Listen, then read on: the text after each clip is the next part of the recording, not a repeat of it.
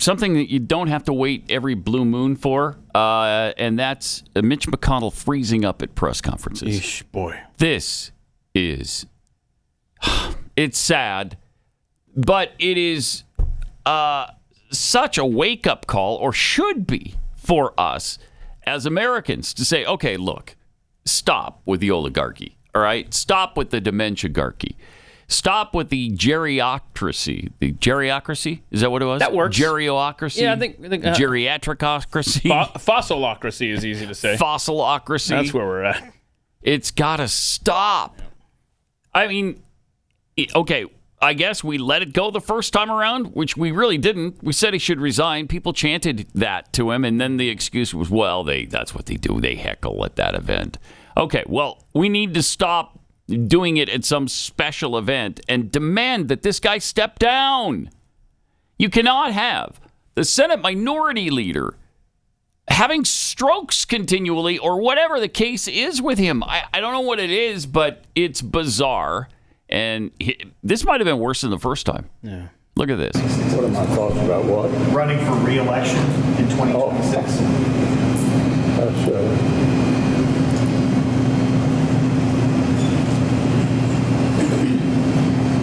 Did you hear the question, Senator? Running for re-election in 2026? Yep. I can't do anything about it, but I heard it. We're going to need a minute. You're gonna, why? Why? What's going on, hon? Hey, Puddin', what is the problem with the Senate Minority Leader right now? What is going on?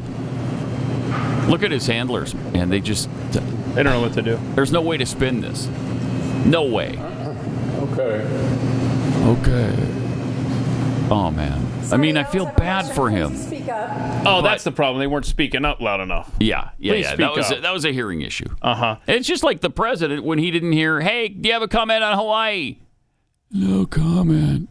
He didn't hear. He just didn't hear it. How ironic that the question that was asked that caused his CPU to malfunction was, do you have any thoughts on re-election in 2026? Bro, Oh, man. he'd be lucky to man. make it to October. What are you talking about, 2026? 2026. And the theory is what, Kentucky's got a Democrat. Governor right now, Yeah, right? I don't care. Well, I don't care. I don't either. We need Bro. somebody who can do the job, somebody who's qualified, somebody who's not compromised like this. And I'm absolutely with you.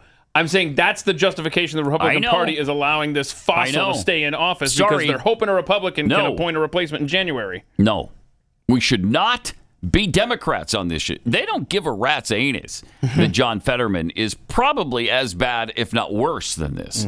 They don't care. They just tell him how to vote, and he does. So as long as they need to use him, they will. And if the Republicans try the same thing, I mean, this is Thad Cochran. That's unacceptable. This is Thad Cochran. Republicans pulled this too. So bad. It's worse now because it's actually the leader of the Republicans in the Senate. Yeah. It's what a joke. We are this country. But then they continued the press conference. Yeah. Here's how it wrapped up. Senator Daniel Cameron, you have a comment on Daniel Cameron? For governor. Well, I think the government race is going to be very close. Okay. Oh, gosh. Far and away the best candidate we could have nominated. Okay, this is just elder abuse now. Sure is. It's just elder abuse. The stage has become increasingly Republican, back the government down to Democrat left. Frankly. So I'm optimistic that Daniel will be our next governor.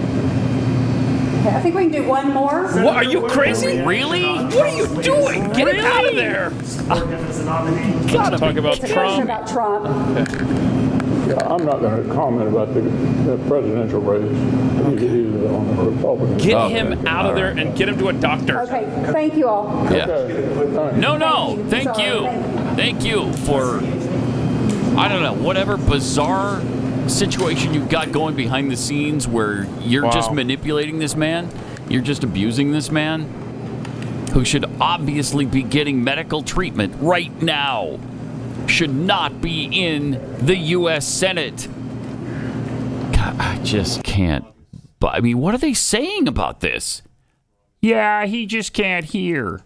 I mean, is that the excuse they're using? I don't know, man. That's what they used in that instance, it's embarrassing, it's depressing, it's pathetic, it's every word you can think of to describe. It's abusive. Mm-hmm. Usually that word carries some weight, but not in this case, because Democrats haven't done it, and so Republicans aren't going to do it either. They're not going to do anything about it. If it means that there's a chance they might lose that seat, they'll just continue with him and tell him what to do. I just can't. It's inhumane. It's un-American, and it really needs to stop. But it doesn't look like it's going to anytime soon. Now, let's just say the Senate was in control of Republicans, and Mitch McConnell, that seat was the reason. Then all of a sudden, Democrats would be like, "Yeah, get him out of there." Then they would have that take. Yeah, they would. But as it stands now, there's no skin off their nose. They're like, "Yeah, whatever." Yeah, I mean, we got our own decrepits in here, too. All right. We don't want you. It's pretty hard for them to be calling for his dismissal when they have 3 or 4 people. But since it doesn't affect the balance of power, yeah, that's fine. They're letting it go. They don't care. Whatever. And that's what it's all about in Washington anyway. Yeah. That's what it's all about. Jeez. I mean, I never would have believed a few years ago. We go down this road all the time, but it's so applicable every day. I wouldn't have believed this possible. But everything changed after 2016, really, when we realized that, okay, Republicans do a lot of the same stuff Democrats when push comes to shove.